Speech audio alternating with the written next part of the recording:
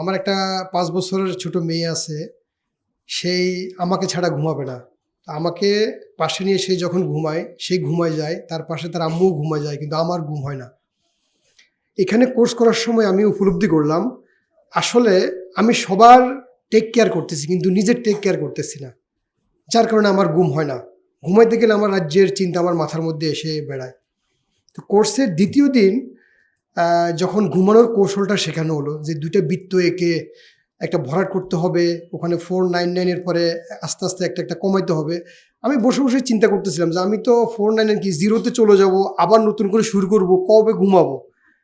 কিন্তু মানে আশ্চর্য হয়ে যাবেন যে আমি নিজে হয়ে গেছি যে আমি ১ম দিনে 496 পর্যন্ত গেছি। মানে 499, 498, 497, 496, 495 ঝাপসা মনে আছে আমি ঘুমায় গেছি। মানে মিরাক্কেল আরকি বলতে পারেন।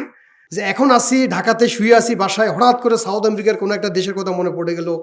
কোথাও এরপর থেকে চলে গেলাম এশিয়ার কোনো একটা কান্ট্রিতে। এই যে একটা ব্রেনের যে একটা গতিবেগটা, এই কোর্স করে মনে হচ্ছে যেন আমি এই গতিবেগটাকে নিয়ন্ত্রণ করার সামর্থ্য আমার হয়ে গেছে।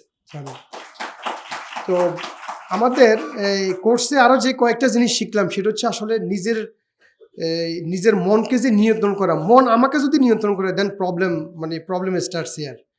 যে আমি পৃথিবীর কয়েকটা দেশে বিভিন্ন ধরনের এসব শর্ট কোর্স বা বিভিন্ন ধরনের কোর্স ১ দিন, ২ দিন, ৩ দিনের কোর্স করার বা পড়ালেখা করার সুযোগ হয়েছে। আমি জাপান ছাড়া আর কোথাও এইরকম নিয়মানুবর্তিতা এটা আর দেখি নাই। এখানে সকাল ৯ টায় শুরু হবে, গুরুজি সকাল ৯টার ২ মিনিট আগে এসে উপস্থিত। অর্গানাইজ যারা করছে তারা সেই আমরা ঢুকার সময় থেকে শুরু করে আমাদেরকে যেভাবে আসসালামু আলাইকুম, কেমন আছেন, এই যে এই জিনিসটা পুরো পরিবেশটা একটা মানে একটা সুন্দর আবহাওয়া সৃষ্টি করছে।